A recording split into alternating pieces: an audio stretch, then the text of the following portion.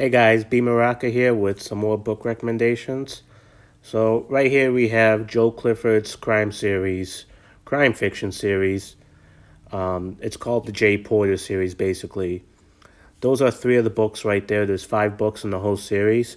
Um, J Porter is basically an underdog. He's a guy living out in the cold part of the country, and he's divorced. He has a kid. He has a job that doesn't pay that much. He lives in a shitty place. He pays for his brother to get out of jail one night, and his brother, who's staying with him, leaves, and Jay has no idea where he went. But his brother's business partner turns up dead.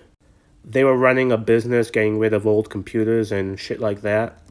One of the computers belonged to a company that belonged to a rich guy that had some secrets.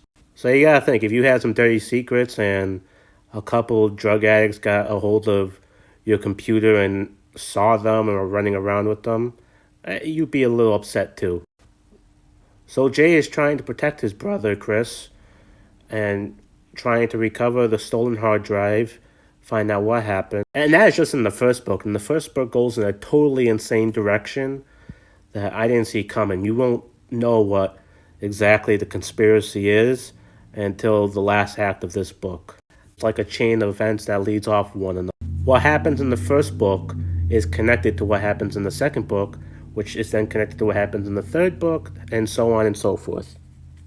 And I'll tell you, Jay Porter is not always a likable guy. There are times where you should be rooting for him, but his personality, the way he treats people, people in his own family, you're just like, oh my God, screw this guy. Like, there were seriously times when I was like, Jay, what are you doing, man? Especially since I was picturing myself as Jay in the book. I was like, you're making me disappointed in myself, bruh. Exit green screen because my smartphone is acting up and I'm not that good with technology, so you're lost. Still trying to make a good video though. So, yeah, to summarize, Jay's an underdog. Sometimes you like him, sometimes you don't, but he's your hero anyways. He is the hero the story definitely needs, I'll tell you that. Um, Regardless on the outcome in this book, the people he's up against are not good people. Even if there are, I'm trying not to spoil, even if it turns out there was some good in what the bad guys may have been doing, like in creating jobs or whatever, they were your typical politician and businessmen with dirty secrets, and um, they hurt Jay. They hurt people close to Jay, so Jay tries to take them down. That's the story.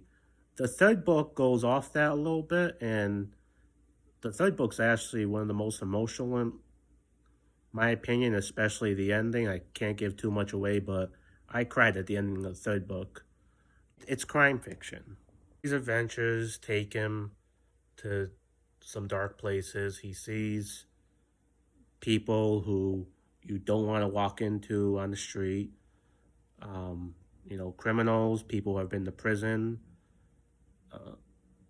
There are people who are getting involved with his family who he doesn't like.